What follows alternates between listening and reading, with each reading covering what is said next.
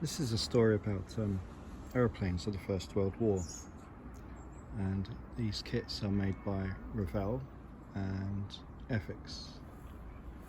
On December 17th, 1903, Orville and Wilbur Wright took to the skies, and 1909, Louis Blériot flew across the English Channel from Calais to Dover.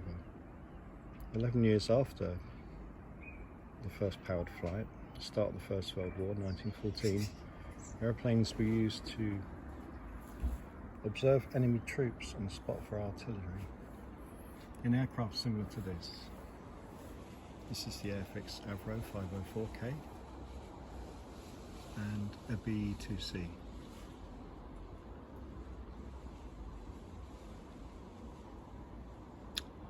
And in the early days of the First World War, aircraft weren't armed. Sometimes the pilots took a rifle with them, a pistol. In 1915, 1st of April 1915, the French aviator Roland Garros became the first fighter pilot.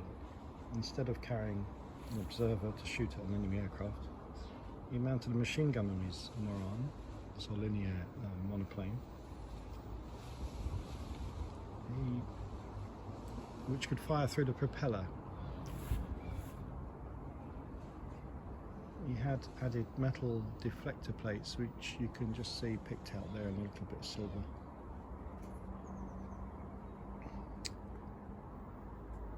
Which is a pretty dangerous exercise, and eventually was himself shot down and captured. He did manage to escape, and he unfortunately was killed in 1918 when he went back to flying in combat. Roland Garros was also a tennis player, and if you are a tennis fan, you will know the French Tennis Open is named after him. The German reply to aircraft with a machine gun fitted firing through the propeller was also an engineering example, of course.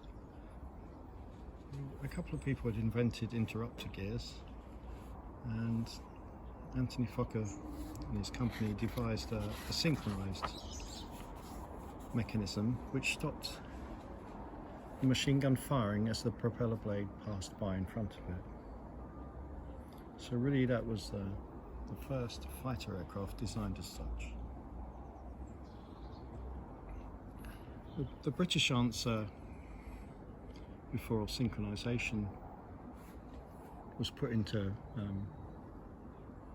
production was to turn the aircraft around. Really, the propeller is at the back, so it's pushing the aircraft along, maybe like a modern jet really,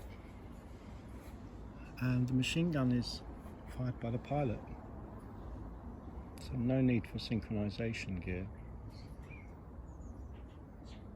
Other aircraft like the Newport, this Revell one doesn't show it, but they fitted a Lewis gun to fire over the top of the wing, which again, not an ideal solution, but did fire outside the propeller arc. This is a little Revell kit.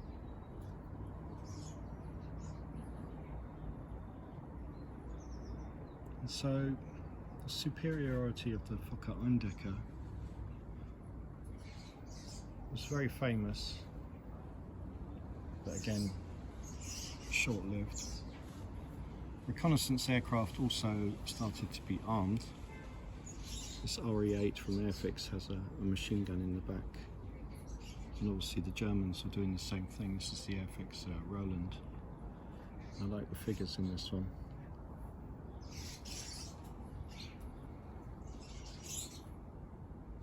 The next step of the war was more powerful fighters, Newports, Sopwith Pup, and these had the synchronization to allow the machine gun to fire through the propeller blades. One British Sopwith fighter, again by Revell here. It was the Sopwith triplane, and it so impressed the Germans with its manoeuvrability that again asked Anthony Fokker to design a rival. I'll come back to him in a minute. The German answer is a rather formidable Albatros fighters, and they were fitted with far more powerful liquid-cooled engines, inline engines, and the Germans started that. This allowed the Germans to fit twin machine guns. So for every step forward there's a reply. The British Sopwith triplane with its amazing manoeuvrability, and of course, even if you don't know any World War I aircraft, you'll know that's the Red Baron. The next year, 1917, the Allies had really caught up.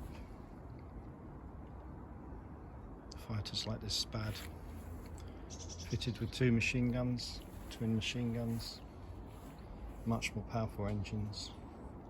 The Nieuport 28, and these rather colourful markings, was supplied to the United States Air Service in the First World War.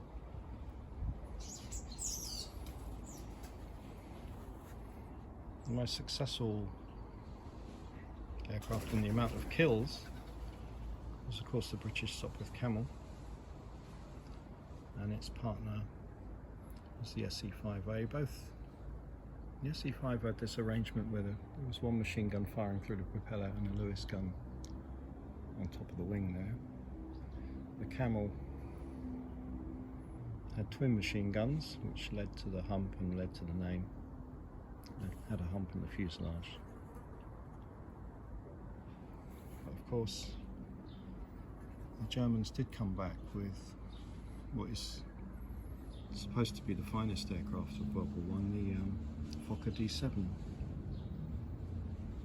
And this was mentioned in the Treaty of Versailles, and the Germans were banned from building them.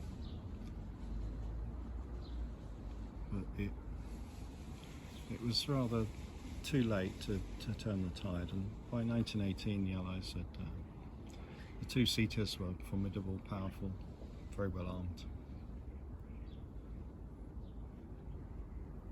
The thing I like about these, well, the hobby in general, box art, is one of the things that I really enjoy looking at, starting with the Moran and its rival, the Fokker Eindecker. I loved that they suggested that you could cut out the box art because it had a little plaque, so you could frame them possibly. There's the de Havilland DH2 with the pusher biplane with the machine gun pointing forwards, and the Nieuport.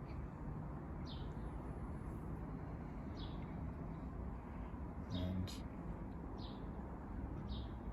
a red aircraft, of course, from the Manfred von Richthofen. He flew Albatros fighters before the Fokker triplane. This is a Sopwith triplane. And Germany's reply. Nieuport 28. And this is the Spad.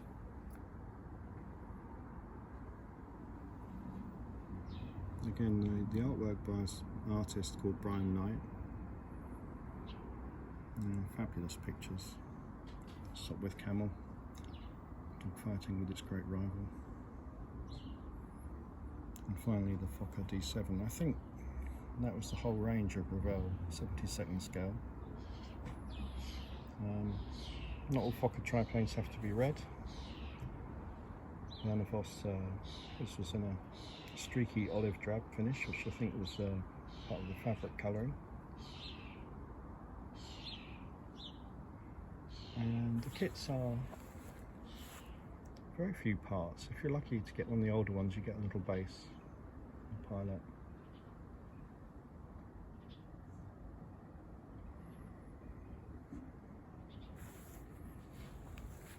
I must admit,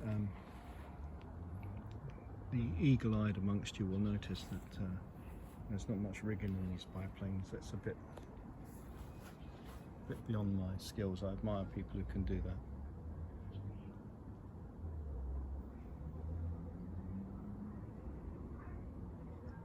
So thanks for having a look.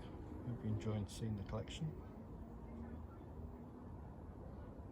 And part of building models is enjoying the artwork and enjoying the finished result. And also you learn history of how one development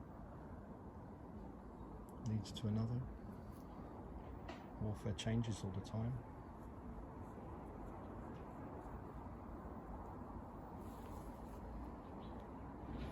And here we are back to the beginning. The Avro 504, which lived on for a long time as a trainer for the RAF, and then back to Roland Garros and his morale. Thank you for watching.